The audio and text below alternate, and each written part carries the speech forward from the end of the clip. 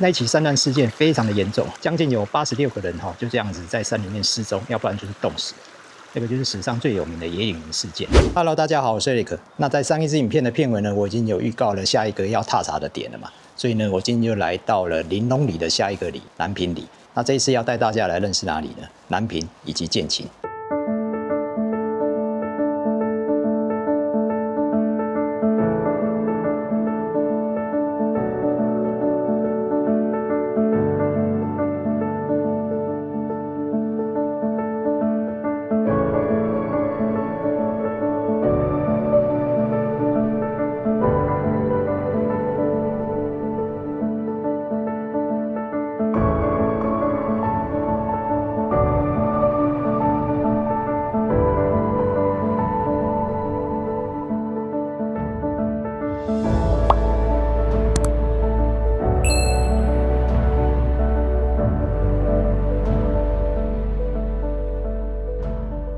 其实严格说起来呢，我现在仍然是在这个玲珑里的这个范围里面。那我身后这个庙呢，叫做水车寮土地公庙，也就是说，我现在站的地方叫做水车寮，在凤林的开发史当中也占了一个很重要的一个地位。不过呢，关于水车寮这个部分介绍的实在很少那这当中呢，我也打电话问了阿龙老师，还有叶伯祥老师，他们对于水车寮这个聚落呢，认识的也不太多。那据我所找的资料啦，在这个水车寮呢，据说在清代时候就已经存在了。也就是说，我们如果在研究这个凤林开发史当中，当然是脱离不了水车寮的介绍。所以呢，我今天的踏查的起点呢，就打算从水车寮开始出发。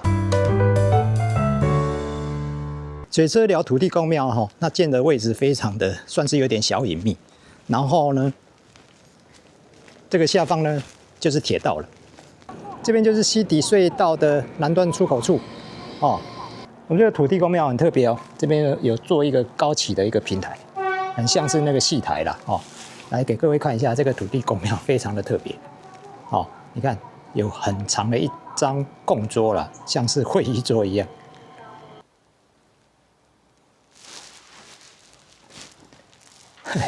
其实想跟各位特别讲一件事情凡是我只要造访土地公我都会特别跟我们的土地公来拜一下啦祈求我的拍片能够顺利。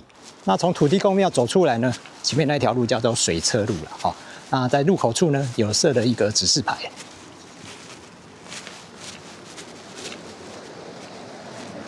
水车寮土地公庙。那基本上水车寮已经看不到过去的一些痕迹了这条路就是水车路嘛一直走就可以到玲珑里比较特别的是，转过来这一头呢我们可以看到铁路平交道刚好火车要经过。那我现在走的这条水车路呢，就是昔日的糖业台车的轨道，带大家去看那个西底隧道的入口处，有没有看到？这个就是要通往西口的南端的入口处我转一个角度给各位看一下，这个是平交道。那待会呢，我要从这个地方开始走。那所谓的水车寮指的就是在清代时候就有一些脑丁嘛来这边采伐山里面的樟木了嘛，所以在这边会架设一个大水车取水用，所以就形成了一个脑丁的一个公寮。所以才故称为水车寮。这个资料我也不知道是不是很正确了。不过呢，在这个凤林还没有成立移民村之前这一块地是属于鹤田族的。那鹤田族呢很重要的一个开发也是采樟嘛，所以我在猜测呢，也许没有到那么早了。往这边上去呢会经过这个桥嘛再下去就是南平车站了。我们要在这边左转这边就是以前的旧台九线现在叫做玲珑路，往这边一直走呢，就可以到玲珑里了。那过了这个桥呢，就是所谓的南平里了。这个桥的下方呢，就是铁道了。不过这铁道呢，基本上是没什么变。动作之后也是走这一条路。那这条溪呢，就是所谓的清水溪喽。然后左边那条水车路的路呢，就是过去的糖业台车轨道。为什么会有一个糖业轨道？主要是因为当初最早是那个鹤田族他们所进来开发，然后接下来就是被延堂株式会社给接收了，然后再后来呢，这个银行株式会社他们的地啊，又被总督府因为他要设那个官营移民村嘛，又从银行株式会社的手上又把它接管下来，才开始建立这个林田移民村。左边好像有一个工厂，这个叫做石灰，对，卖石灰的工厂。我的猜测呢，这个应该就是石灰窑了，很古老的一种形式。这个石灰窑我是第一次这么近的去观察它，过去都没有注意到。这个左边有一个砖砌的旧屋子，这个是派出所。我觉得这个派出所的门柱很特别，我来看一下。这个门柱看起来就非常的古朴啊，感觉上就是有重新再上漆过。刚刚看到那个砖砌的屋子，指的是这个。对，这个不是砖砌的，是瓷砖啊。会不会就是以前的住宅所了？关于这个资料呢，我就没有查到了。好，那我们继续往下面走，往前面去呢，就是所谓的南平车站了。南平车站这一侧的屋子有重新再稍微整修过了然后呢，这边有一间还保留了以前的木造的屋子说是这个是以前的杂货店，现在已经废弃了啦。哇，这个都已经腐朽的非常严重。这个旧杂货店呢，已经人去楼空了就已经闲置在这里了那不过这个房子的产权就是私人土地的了所以这个我们那个官方不会去介入到这个部分。这边还有一间的墙一样是不知道是不是块木了我进不去这个看起来比较完整。来给各位看一下这个南平车站内部的一个状况对，干干净净的。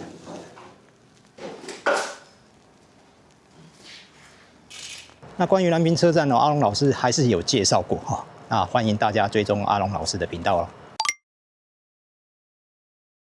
那南平车站在日时代称为林田驿这个南平呢是战后才更名的。那这个林田驿呢是什么时候建的呢？答案是1916年。那大家一定会很好奇，那林田移民村是1914年开村的嘛那既然这个是1916年建的，那当初那些日本移民是怎么来的呢？也一样是搭火车。那在哪边下车呢？是凤林车站。凤林车站是1911年建的那我们的东线铁道是1909年开始建设嘛。其实我从那个总督府移民报告书上面看林田移民村的初期建设其实是非常的不顺利的，也是跟丰田村一样开村的时候就面临了2次的台风嘛，然后这个台风都非常的严重就会把当时初期建好的一些建设给冲毁了嘛。这其中包括了桥、轨道，还有一些农田。那最悲惨的还是有发生传染病嘛。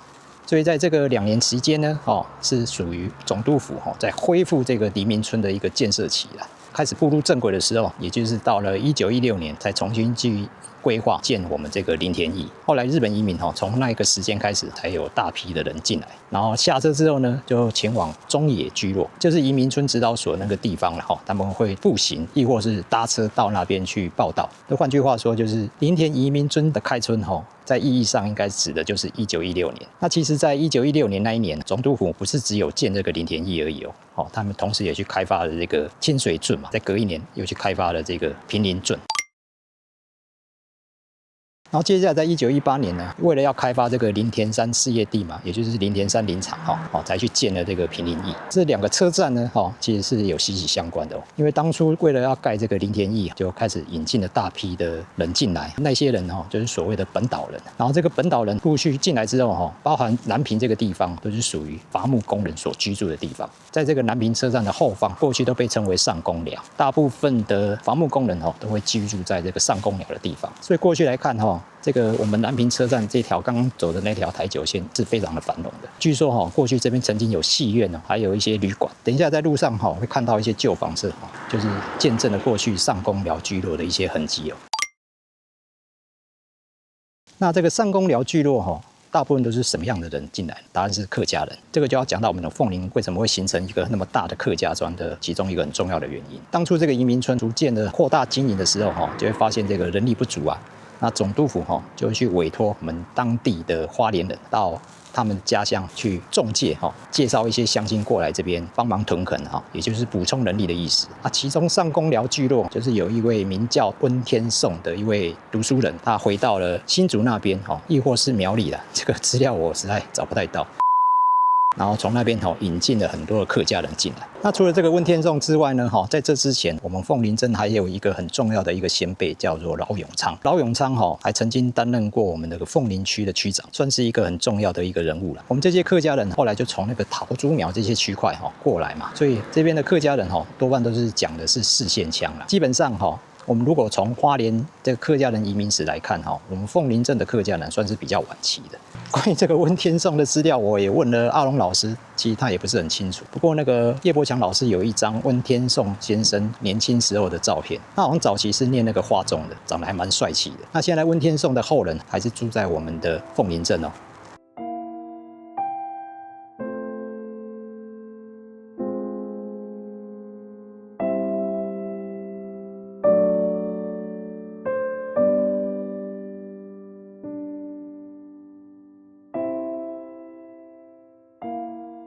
那告别了南明车站了接下来我们要在这个台九线右转。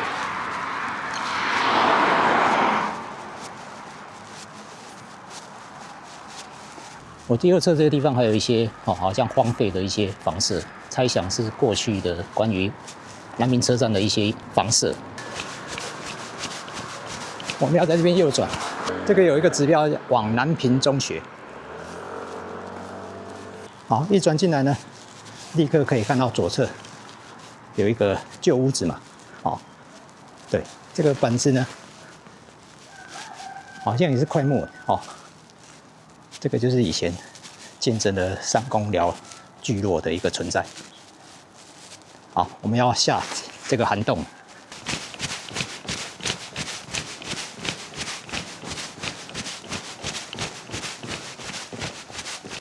过来这一头呢，右边是往南平中学的，然后呢，这边一直走呢，就可以到建琴部落。不过现在这个区块呢，还是一样，是南平里。现在走的就是南平车站的后方嘛，那其实我下一站就是要去建琴部落了，今天这个建琴部落才是我今天影片的重点。大家知道吗？建琴部落其实是属于万隆乡这个南明中学现在我们花莲县把它设定为像一些问题少年他们集中的一个，应该可以讲说是中途学校吧。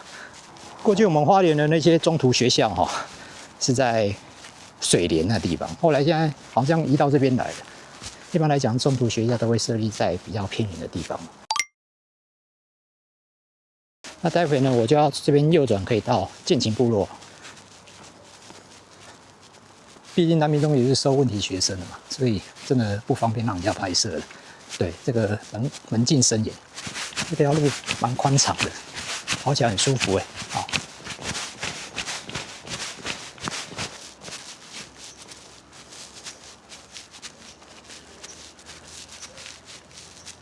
那我的左前方那个方向呢，就是要往芝雅干部落的方向我左侧呢，还有一间庙，哇，这个土地公庙就比较豪华了，跟刚刚那个水社寮聚落呢，差很大。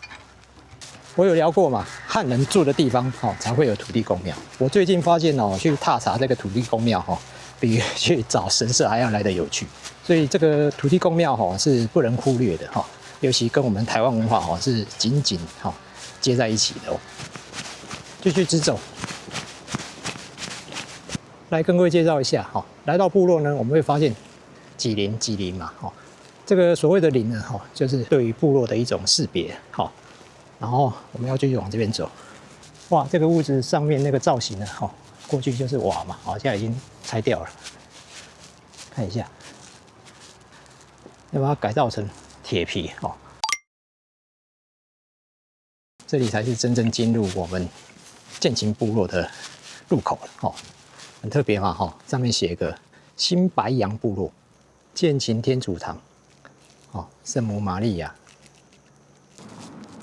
这一侧呢是万隆乡建琴村卫生室这个是一个入口意象。这个有一个导览地图哇，酷吧？从这个地图就可以清楚看到，我们刚才是从南平嘛，那你看这个白色的区块呢，是属于凤林。那来到建存呢，这块蓝色的一个区块，就是所谓的万隆乡了，所以来到这边呢，大家都不要以为它还是在凤林，其实这个以前有一条旧线，这个就是林同车站，然后东拓之后呢，就已经截弯曲直了嘛，就走这条了。这个建琴村呢，住的是哪一族人呢？答案是太鲁阁族人。在1914年，太鲁阁战役之后，然后日本人实行那个集团移住，才把他们的族人，应该算是强迫打散，然后陆陆续续的移居到这个地方，集中在一起。这边就是所谓的建琴国小，这个浮雕彩绘做得非常的漂亮，捕捉消逝的彩虹，文面艺术。彩虹就是彩虹桥的意思，建琴国小的大门，今天是礼拜天，进来给各位稍微看一下就好了，我以前小朋友他们应该是在做练习吧，然后这个一排一排的应该是指的是他们那个射箭的靶。你们在干嘛？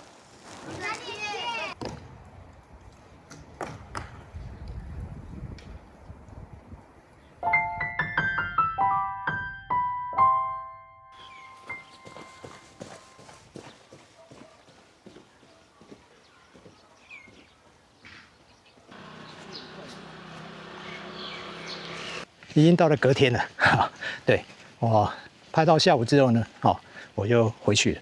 那太晚的话，我就没办法拍，因为接下来行程还蛮长的。想不到呢，今天天气居然好到一个不行，跟昨天的那个温度差异非常的大。哇，这个是他们的聚会所，设计得很漂亮对，那大家知道吗？建琴村呢，是我们万隆乡里头最小的一个部落，哇，很可爱。再一次跟各位提醒来到了部落，尤其像这样的小部落，基本上陌生人非常的少。对，那如果有看到族人我觉得应该主动跟人家打下招呼。虽然这个部落很小，不过它的范围好像还蛮大的。前面右转上去呢，就是建琴产业道路，通往支雅干部落的。左边还有一间旧屋子。好，那我们要右转上去哦。哇，这个沿路都养了好多狗，好可爱的屋子。好，那我们现在走的就是建琴产业道路。现在这条路呢，持续往北，可能需要一点距离了。对了，要跟各位讲一下啦，昨天我的行程呢，从水社寮到建琴部落是3.4公里哦。那今天又是重新的另外一段 GPS， 往山上的一条产业道路。那这条道路可以去哪里呢？是可以到建琴山，也就是凤林山北峰。先带大家来走一小段，因为这条产业道路我走过，不过我当然不是从这边徒步上去的，我是开车了，开到一个稍微可以停车的地方才步行到凤林山北峰。事实上呢，我是找不到三角点。这边有一条小产业道路，比较荒凉的地方，我打算在这边跟各位介绍一下我们的建琴部落，因为我在部落那个地方找不到一个比较好的位置可以讲。这边有一个电台，这条产业道路应该是为了维修这个电塔所设的因为来到这边就没有路，居然会选择一个荒野来跟各位介绍。那一开始我们进来到建琴部落的时候，不是有看到一个新白杨的一个石碑呢？其实这个才是他们真正的主居地的地方了。那这个地方是在哪里呢？是在中横有一个新白杨停车场，那海拔是在1000多公尺以上吧，再往上走就可以到碧绿神木，它的旧社是在那里。不过建琴呢，却是在这个新白杨的下方。再往下呢，还有一个部落叫做巴杜努，那族人称为石头。在1914年太鲁阁战役发生之后呢，日本人就在那边设了2个驻在所，依序是先在葛拜扬先设了一个驻在所，接下来再到巴杜努再设了一个驻在所。巴杜努那个驻在所日本人就把它命名为建琴。怎么说呢？因为那个石头部落比较靠近溪谷，在清晨的时候会见到第一道阳光洒进来，意思就是见到晴天的意思。在太鲁阁战役之后呢，日本人就强制将这2个部落的族人迁移到下面来。这边要跟各位讲一下，就是他们下来的时候不是一次就到这里哦，是随着年代的变迁，逐渐的从山上一路的往下。当族人集中在这个地方形成部落之后呢，一开始不叫做建琴，叫做格拜养。因为格拜养族人会比较多了，反而那个石头部落的人并不多。由于建琴住在所的原因呢，一直到了战后，也就是1946年，那在行政辖区要重新规划的时候，花莲县政府就将这边命名为建琴。当然，这个建琴这个名称很好听米哈拉西。不过族人似乎不太喜欢这个建琴这个名字的，所以他们也透过一些部落会议希望把这个建琴这个名称更名回原来的格拜养。于是呢，他们就把这边称为新拜养，象征着新的格拜养的意思了。大概是几岁的时候？没有几岁哦，几个月。爸爸那个下来以后放在前面，还要背东西。是从哪个走路呢？从哪个地方？他们有小路嘛？爸爸说的。那讲到这个建琴住在所，是不是还有遗迹在？答案是有的。我在网络上居然有看到一些喜欢探险的山友去找到这个石头部落上面的建琴住在所遗迹。那格拜养那个地方的聚落呢，已经完全被中横这条道路给替代了。其中那一段就是过去的合欢越道啊。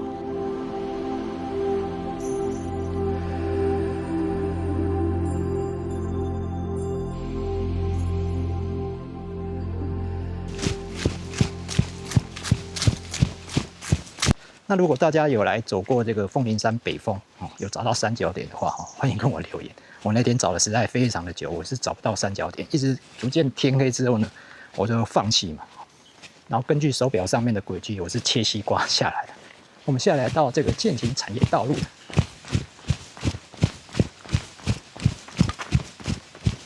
往这边下去是到建琴村第一林了。我待会可能还会再重复走这一段。那我们要继续往前走。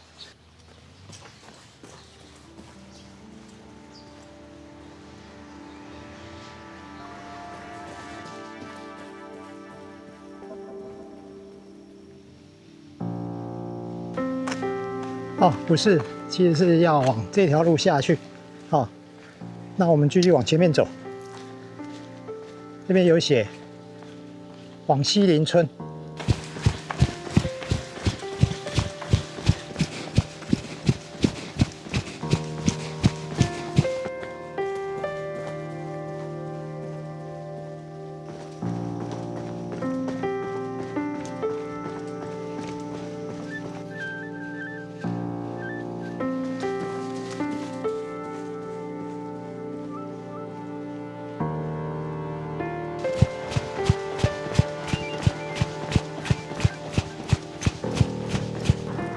这边有一条小径这个是人走出来的小径这个是一个捷径可以到过水桥的一条捷径。不过呢，中间还会要过那个圳沟。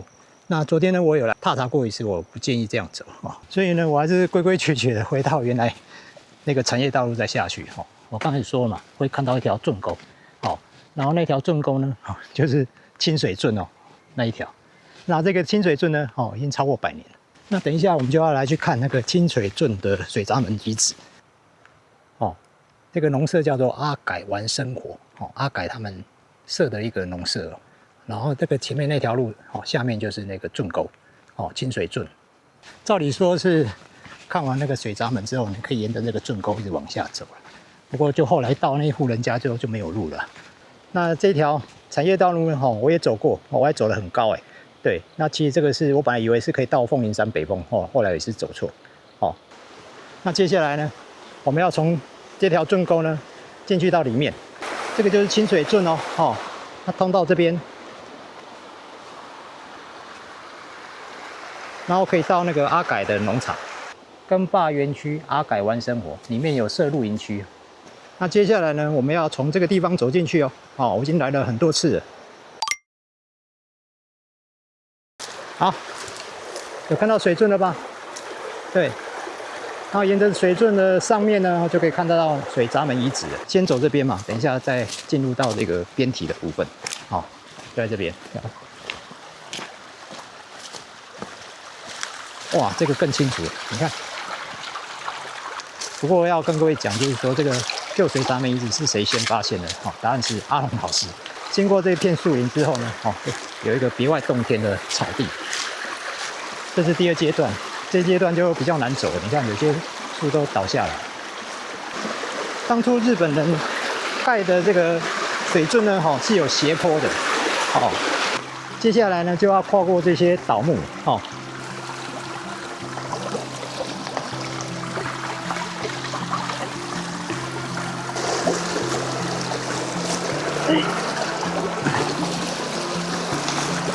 我已经撞过好多次了。好，我们看到水闸门遗址了。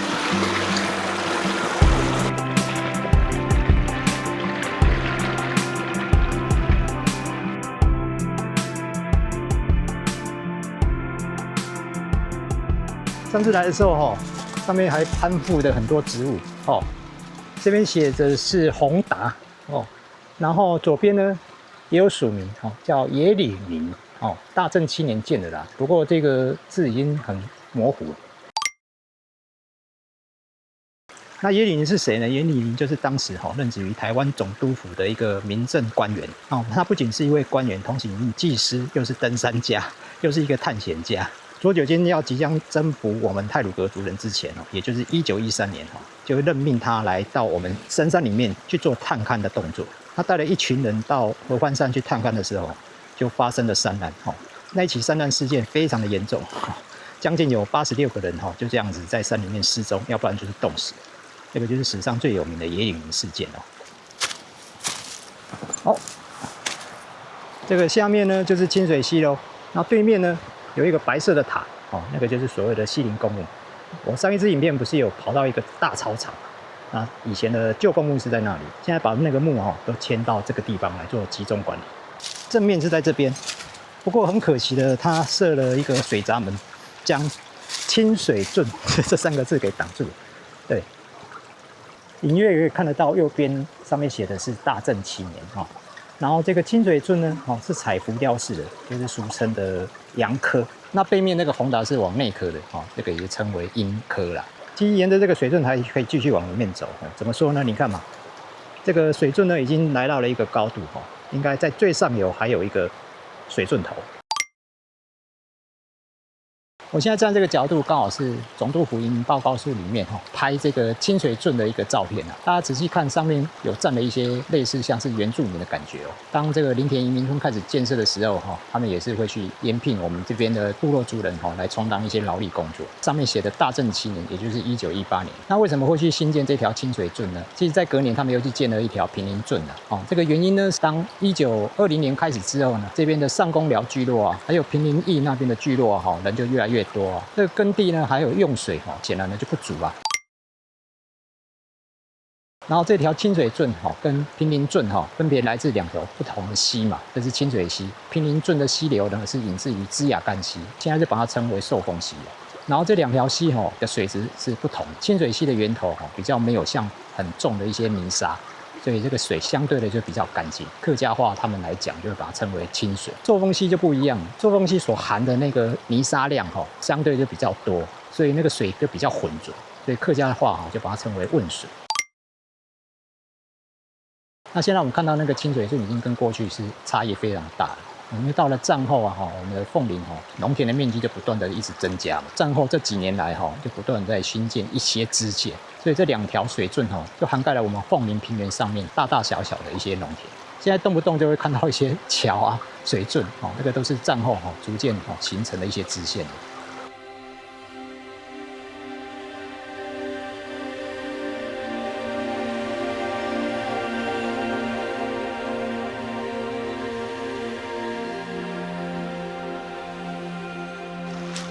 好，那我们就折返回去咯，跟各位报一下距离。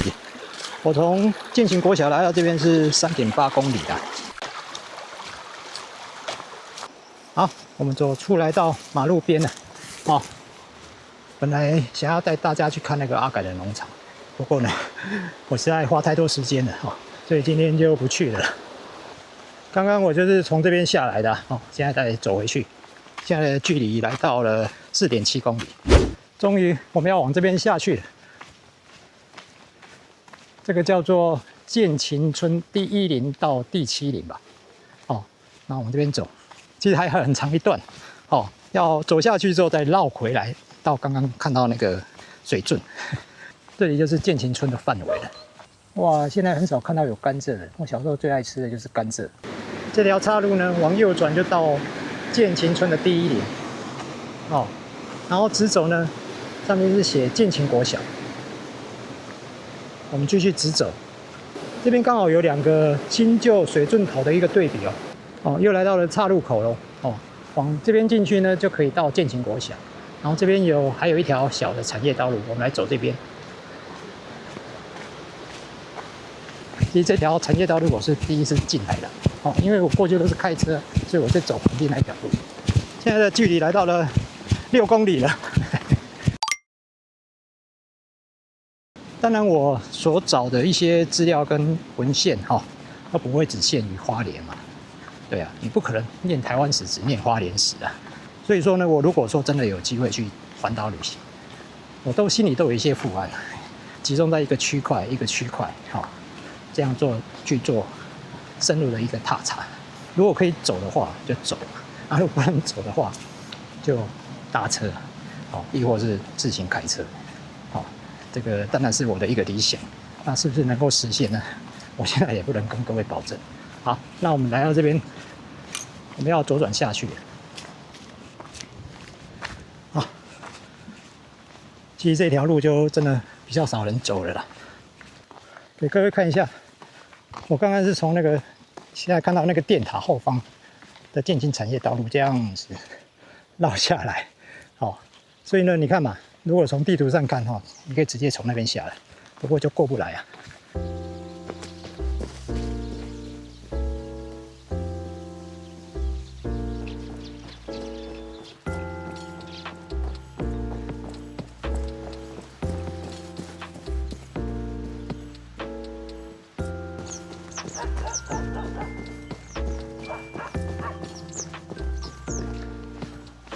好，我们即将快要抵达了这一片树林呢，也是一条捷径啊，那我们的过水桥是在哪里呢？现在在我的正右方那一边，那你也没办法走过去，你要这样绕一下。当初我来找这个过水桥的资讯是来自于我们文化局的网站嘛，不过我来到这边呢，我居然想要从这个地方走过去，来到那边看到一个很大的圳沟，我根本就跨不过去。然后于是呢，我在这个地方就遇到了一位80几岁的阿姨，我问她的，这个就很有趣了。她就跟我讲一条路可以往里面走，然后她还讲说，她年轻的时候呢，都会走那个过水桥，当做便桥。前面的这间庄园民宿就是所谓的9品园民宿，那个 Google 地标有了，那狗都还蛮和善的，虽然一直吠，可是它就是不会咬人。快要到了啦！如果大家有看我的短片，应该知道在哪里。你看这边还持续可以走，不过它到那边之后就中断了，根本没有路可以下来。所以呢，我们要在这边右转。这边又很特别，这边有一户民宅，这个民宅看似也蛮古老的感觉。这也是某人的老家的。你看右边它有一间连颓圮的屋子这种建法都是很后面的。简单讲就是算是新的。那我们要往这边走。这条路呢，就是当初那个阿姨跟我报路的。你看嘛，过水桥就在我的前方这个过水桥阿姨有跟我说是可以直接从那一端走到桥上面的。不过他说那条路已经太久没人走了，所以呢草都长起来了。什么样的状况他也不知道。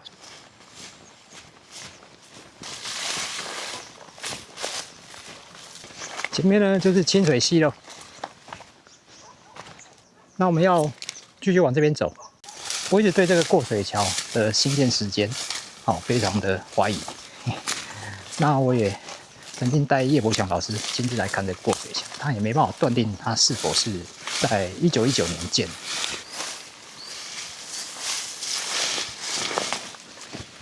平林圳过水桥，现在已经被列为历史建筑了。大家有没有发现这个3个桥柱呢？是做成扁平状的。那为什么会做这样的设计？如果当洪水来的时候，它可以消减那个冲击力啊，所以才会这样设计。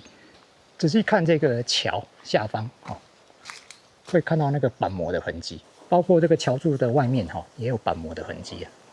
另外呢，其实真正的入口处是在那一端，那有没有办法过去？答案是没办法的，因为在这私人的土地上面，然后那一个土地呢是一个很大的一个庄园。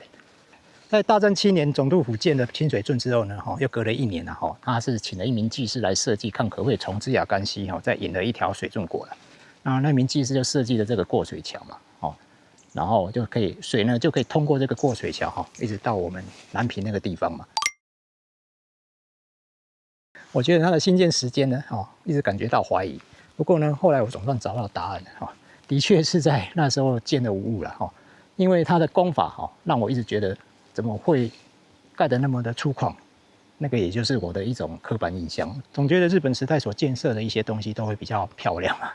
然后那个在1924年那张地图，我就有发现上面有标注一个0.5，我个人猜测应该指的是这座桥的长度。你看，在1924年，距离它1919年的时间其实也不长。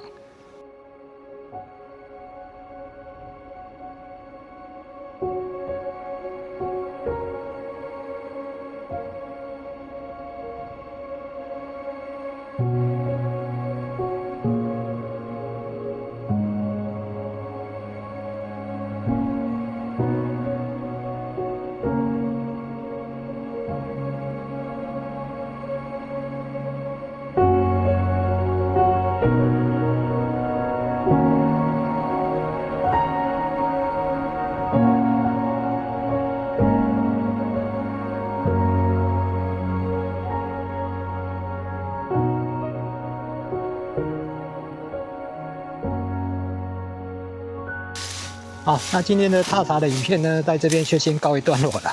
那我等一下还要再跑回去建琴国小那里估计还要再跑3公里。来跟各位报一下距离，清晨到这边应该是8公里，如果再加上昨天的3公里的话，这样全程加起来应该是在12公里左右。那很谢谢大家收看，祝大家运动愉快，天天平安，健康快乐。我是 Eric， 我们下一个影片见，拜拜。Hello， 不要跑。我们回到了建琴部落喽。这一开始没有走进来，右边呢就是建琴国小了。其实没有走到3公里的，我从刚刚那个过水桥走到这边是1.36公里，回到了天主堂了。